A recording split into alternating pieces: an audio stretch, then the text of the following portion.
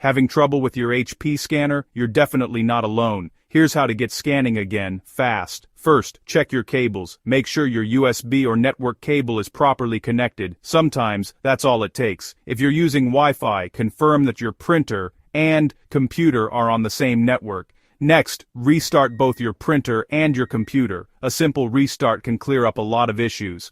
Now, open HP's official Scan Doctor tool, available for free on their website. Run the tool and follow the on-screen steps. It can automatically find and fix most scanner problems. If that doesn't work, update your printer drivers.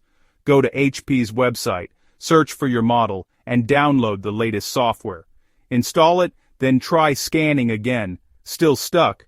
Check the scanner glass for dust or smudges, and give it a gentle clean. Finally, if nothing works, try uninstalling and reinstalling your printer software. This often fixes stubborn issues. There you go.